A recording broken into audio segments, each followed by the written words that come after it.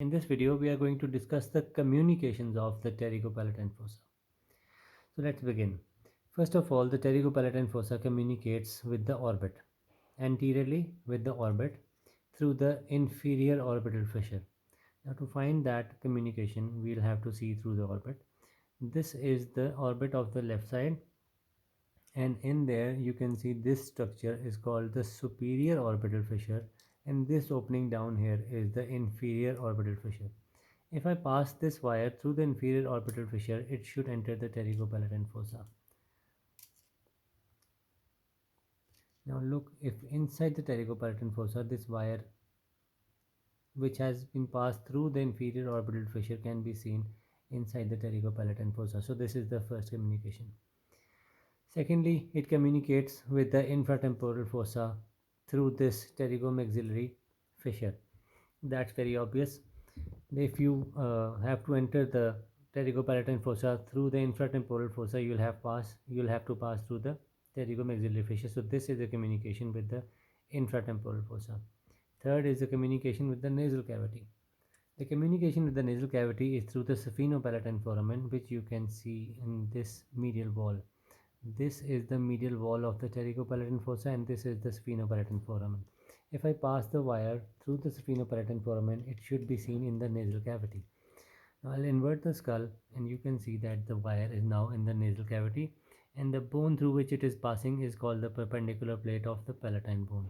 So the foramen inside in the perpendicular plate of palatine bone is called the sphenopalatine foramen, and this is the wire coming through the medial wall of the pterygopalatine fossa.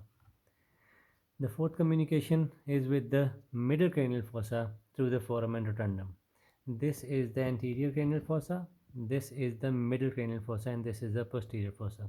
In the middle cranial fossa, within the greater wing of sphenoid, there are three foramina.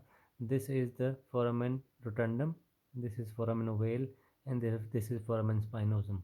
If I pass this wire through the foramen rotundum, it should be seen inside the pterygopalatine fossa.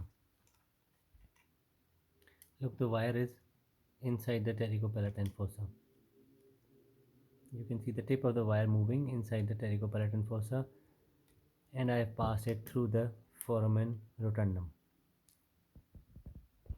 The fifth communication is with the oral cavity. Within the oral cavity, you can see two foramina. These are the foramina of the right side. This is the greater palatine foramen, and this is the lesser palatine foramen. Both these foramina lead into the pterygopalatine fossa. So I have passed this wire through the greater palatine foramen, and it is coming out through the pterygopalatine fossa. The tip of the wire can be seen moving inside the pterygopalatine fossa, and I have passed it through the greater palatine foramen, and this greater palatine foramen leads into a canal which is called the greater palatine canal, and that greater palatine canal opens into the pterygopalatine fossa. Now the sixth communication of the pterygopalatine fossa is with the pharynx. Now look at the undersurface of the skull. This is the oral cavity, and this is the nasal cavity. Behind the nasal cavity, this portion is the part of the nasopharynx, and behind the oral cavity, oropharynx will be somewhere over here. So we are looking at the nasopharynx, and within the nasopharynx, this is the bone vomer, and on the edges of the ala of vomer, these structures are called the ala of vomer. These are called the ala of vomer, and on the sides of ala of vomer, where the vomer attaches to the body of sphenoid, there is a small opening which is not very visible in this bone. These are called the palatovaginal canals, which are on both sides of the ala of vomer. These palatovaginal canals also open into the pterygopalatine fossa, but my wire is a bit bigger as compared to the opening, so it won't pass through. So these palatovaginal canals also open into the pterygopalatine fossa. The last communication, or the seventh communication, is with the foramen lacerum. This is the foramen lacerum, and through this foramen there is a canal. Look at another. If we look at the underside, these are the foramen lacerum, and through the anterior wall of the foramen, a canal passes through the sphenoid bone and enters the pterygopalatine fossa. This canal is called the pterygoid canal or the vidian canal, which it is not very visible in this bone because the openings are small and the wire cannot pass through it. So you should just learn it that the seventh communication is with the foramen lacerum, and through the anterior wall of the foramen lacerum, a pterygoid canal or the vidian canal passes through the sphenoid bone and enters the pterygopalatine fossa.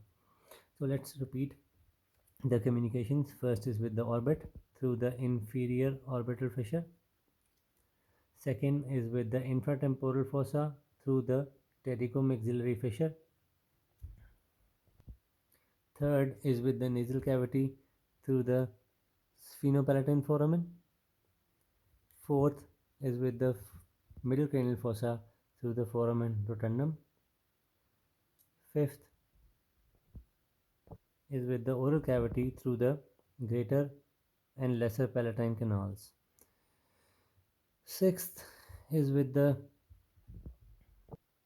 nasopharynx through the palatovaginal canals, and the seventh and the last is with the foramen lacerum through the vidian canal or the pterygoid canal, which passes through the sphenoid bone. So these are the communications of pterygopalatine fossa. I hope you have understood these. If you have, please like the video and also share and subscribe to my channel. Thank you.